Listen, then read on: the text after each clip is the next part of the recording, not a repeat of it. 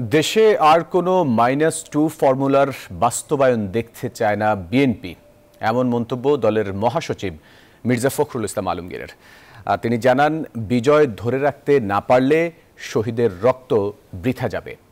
আর এলডিপির chairman অলি আহমেদ বলেন, ক্ষমতার মেয়াদ বাড়ানোর চেষ্টা করছে অন্তর্বর্তী সরকার। দীর্ঘদিন পর বিএনপিপন্থী শিক্ষকদের সমাবেশ রাজধানীতে। ইঞ্জিনিয়ারিং ইনস্টিটিউটের সেই সমাবেশে যোগ দেন দেশের বিভিন্ন শিক্ষা প্রতিষ্ঠানের হাজারো শিক্ষক ও কর্মচারী, যেখান থেকে দাবি ওঠে জাতীয়করণের, পাশাপাশি আওয়ামী লীগ সরকারের দুঃশাসনের ফিরিস্তি।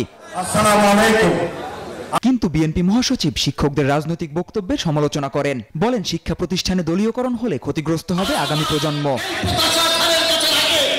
সাম্প্রতিক সময়ে নানা স্থানে উগ্রবাদী হামলা,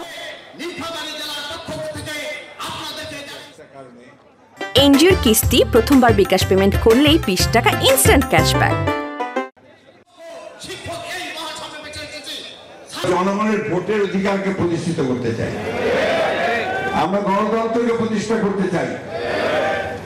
আমরা কোনো বিরাজনীতিকরণের রাজনীতি বিশ্বাস করি না। আবার ওই -2 আমরা দেখতে চাই না।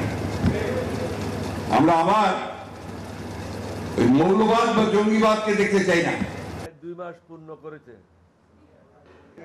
কারণ সংস্কার বর্তমান অন্তর্বর্তীকালীন সরকারের কর্মকাণ্ড পর্যালোচনা করলে মনে হয় যে তাদের অনেকেই ফ্যাসিবাদী আওয়ামী লীগ সরকারের প্রতি দুর্বল। এই আওয়ামী লীগ স্বৈরাচারী সরকার গণ আন্দোলনের সময় ভয়াবহ হত্যাকাণ্ড ঘটিয়েছে।